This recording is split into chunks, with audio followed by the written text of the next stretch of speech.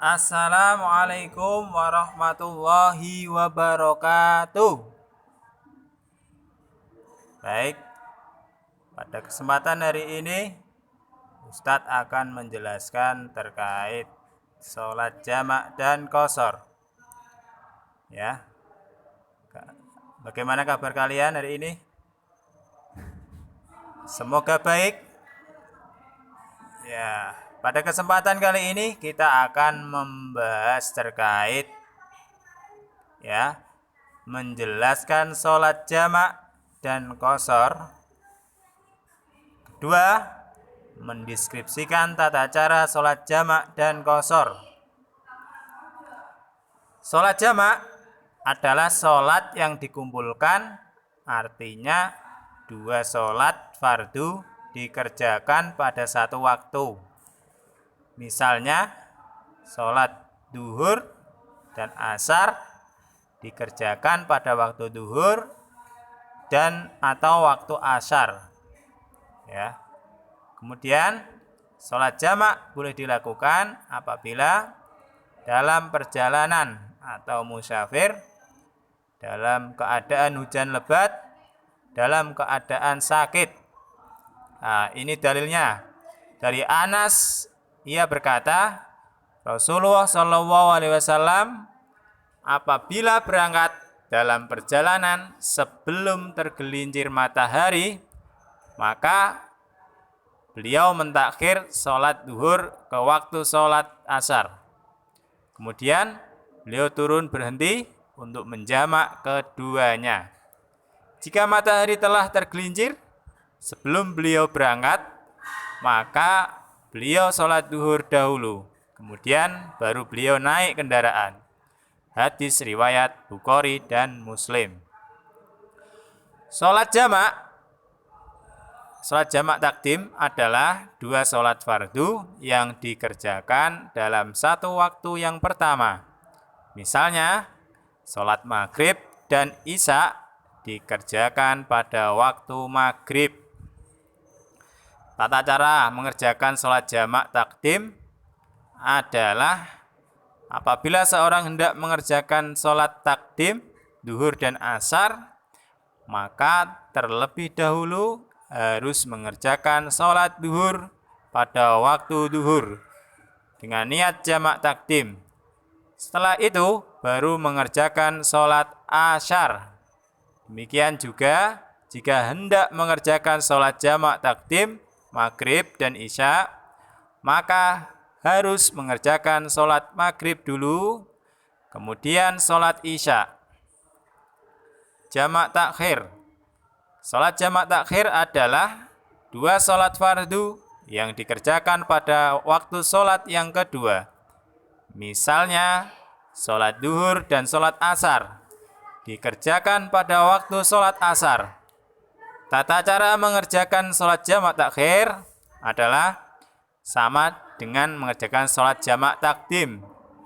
Perbedaannya terletak pada waktunya.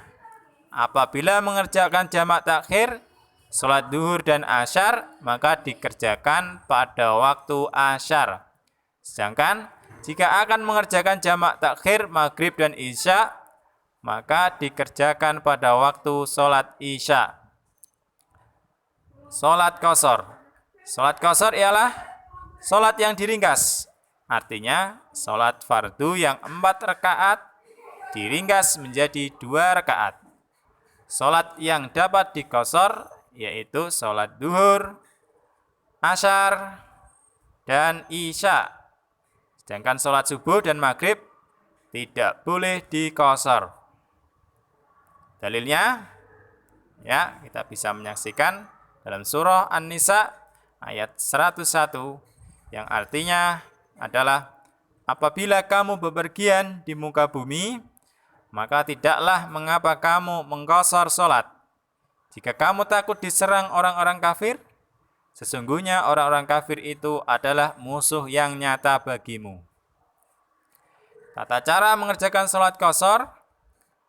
Cara mengerjakan sholat qashar seperti sholat biasa. Perbedaannya dalam niat, yaitu niat qashar dan dikerjakan dengan meringkas sholat yang 4 rakaat menjadi 2 rakaat.